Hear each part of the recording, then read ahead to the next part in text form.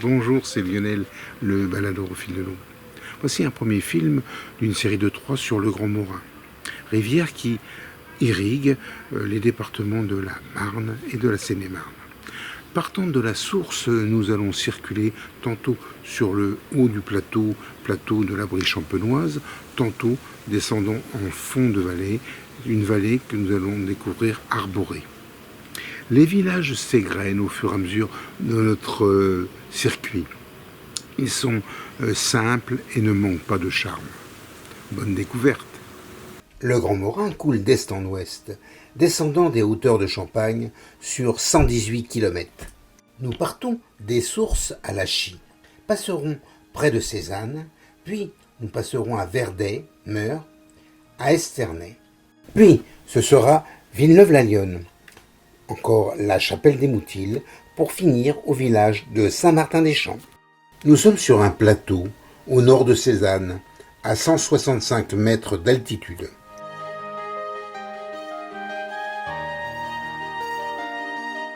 Lachy est un petit bourg avec une belle église dédiée à Saint-Gervais-Saint-Protais. Cette église semble un peu massive, comme fortifiée.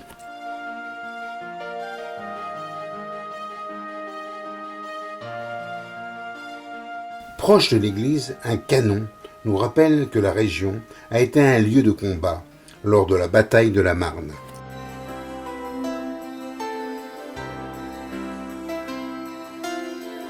La source sort de terre à plusieurs endroits et va former un petit ruisseau serpentant dans les prés, parfois caché par la végétation.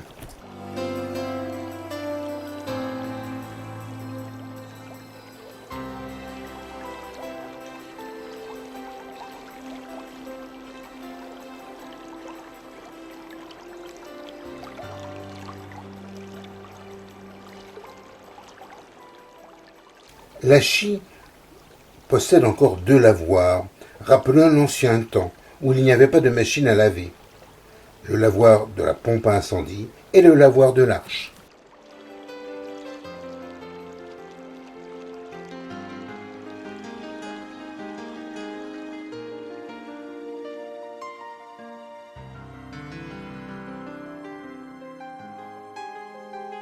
Puis nous passons près d'une ancienne abbaye nommée le Val-Dieu, qui est depuis longtemps une ferme exploitation agricole.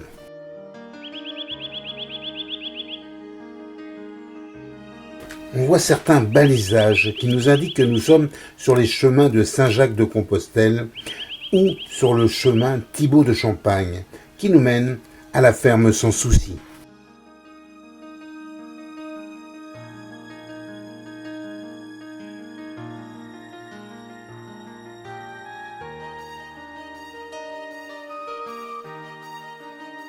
Nous passons le long des cultures sur ce riche plateau de Marne assis sur le sous-sol calcaire. À Verdet-Villiers, une source jaillissante du sol a été habilement utilisée pour faire un bassin pour divers volatiles.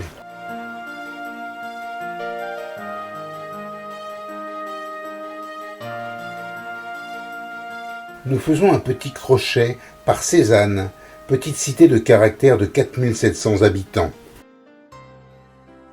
Nous y voyons l'imposante église Saint-Denis avec ses maisons installées sur les contreforts.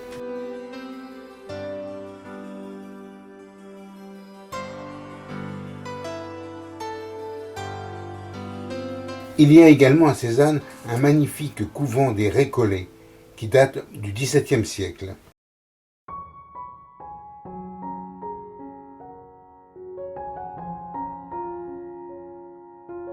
Dans cette petite ville de Champagne, il existe une déviation, une liaison entre le Grand Morin et l'Aube, le rue des Auges. La carte du cheminement entre Meure-Verdet et Esternay nous montre un morin un peu tortueux.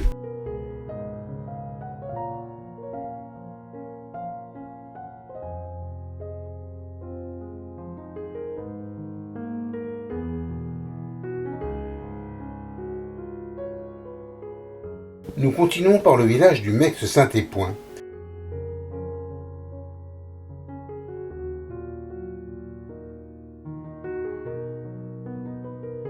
Le Grand Morin est de plus en plus abondant car il a été approvisionné par plusieurs petits affluents venant des coteaux.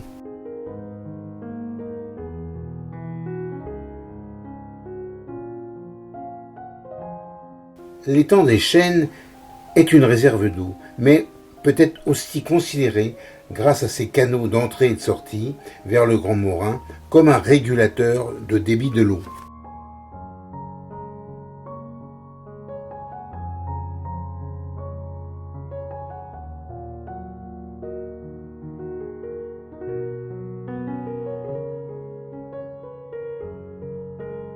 Nous continuons dans la zone boisée où circule le vélorail sur une ancienne voie de chemin de fer entre Cézanne et Coulommiers.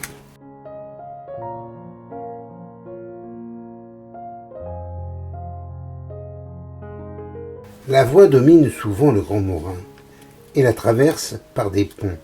C'est le cas de la majorité des lignes de chemin de fer qui sont ainsi placées hors d'eau, ne craignant pas les inondations.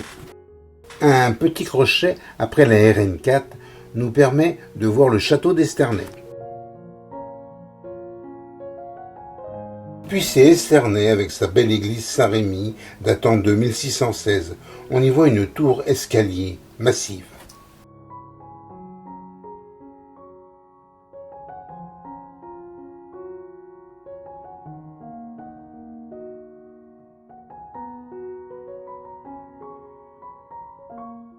Esternay est bien arrosé grâce au Grand Morin et aussi à l'Annou. Aussi possède-t-il plusieurs lavoirs, comme ici le lavoir des Foulons.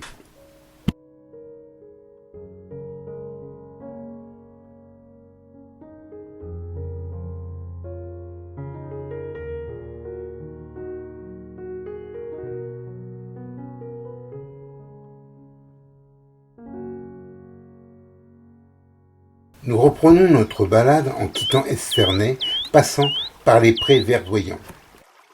Les sinuosités de notre petite rivière, comme on peut le voir sur le trajet, nous fait passer à Neuvy, Villeneuve-la-Lyonne, Meilleraye et la chapelle des Moutiles.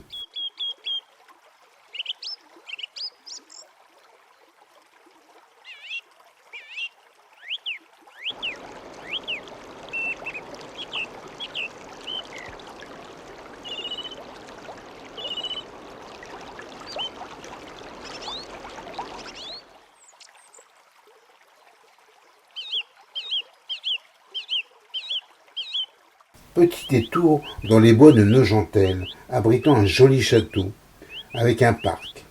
C'est maintenant un lieu résidentiel.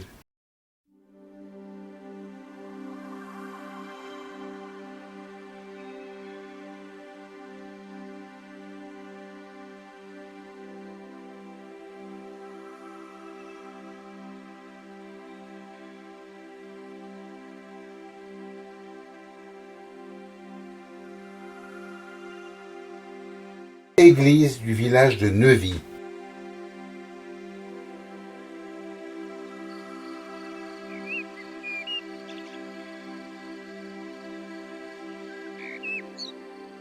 Nous sommes dans l'abri d'Esternay, où le Grand Morin, couvert de dépôts sédimentaires, le calcaire lutétien datant de l'Éocène. Nous atteignons le village de Joissel qui compte plusieurs hameaux dispersés. Ici, l'eau coule un peu partout, allant grossir le Morin en fond de vallée. Les villages sont ainsi alimentés en eau par une belle nappe phréatique d'où jaillissent des ruisseaux, comme ici le rue de la Fontaine Bouillante.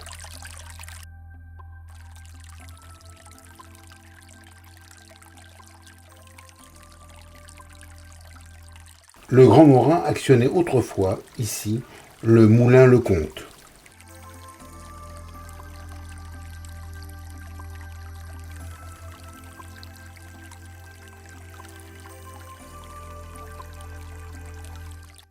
À Joissel-les-Hublais, belle culture de tournesol.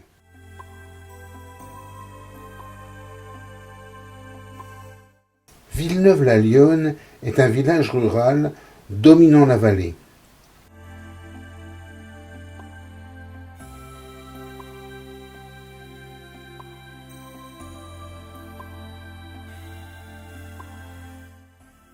Le nom de la lionne est assez incertain. L'église est dédiée à saint Loup.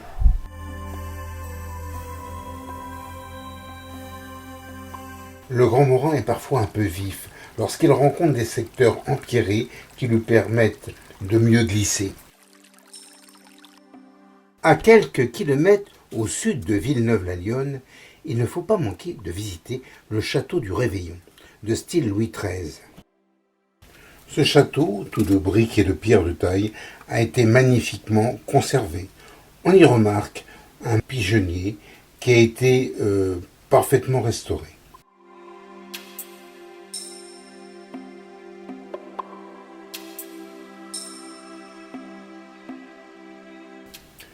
Les communs datent du XVIIe et du XVIIIe siècle.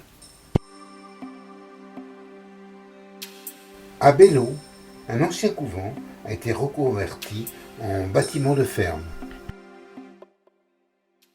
Les ponts sont souvent fleuris, car ces lieux de liaison traversant les rivières sont des endroits symboliques de la vie des communautés rurales. Puis ces Meilleraye, village limitrophe, nous sommes maintenant en département de la Seine-et-Marne, arrondissement de Provins.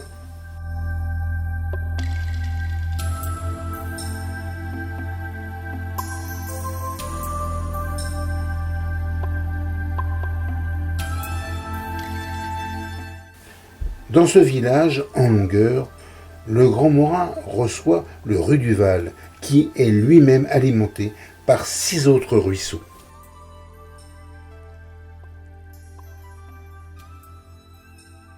Petite vue sur le plateau agricole qui est à 180 mètres d'altitude.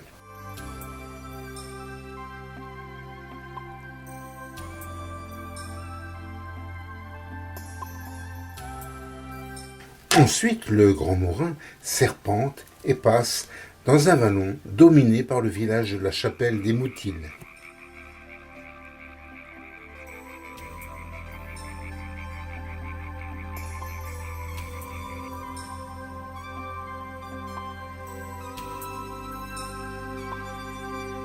À la queue de la roche, le Grand Morin est fortement enserré entre les deux talwegs dominants à 180 mètres d'altitude.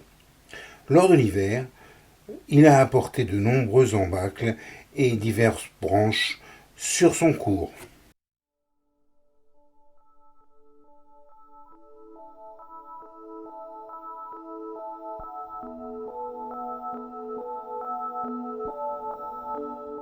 À l'Échirolles, on trouve la gare du Vélorail ou du petit train touristique qui suivent la vallée.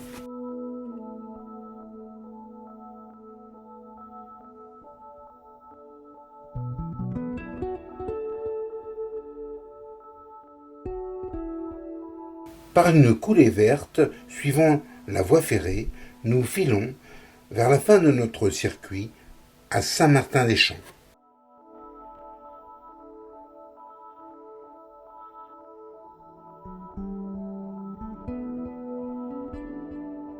Le Grand Morin arrive par le sud au village de Saint-Martin-des-Champs, situé dans la communauté d'agglomération des Deux Mourins.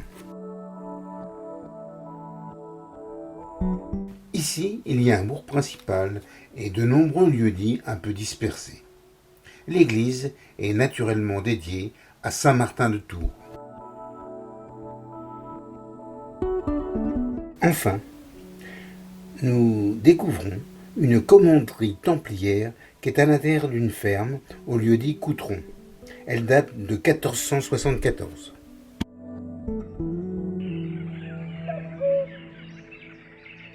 C'est sur ces images que je vous quitte et souhaite votre attention pour la suite de la descente de la vallée du Grand Morin. À bientôt!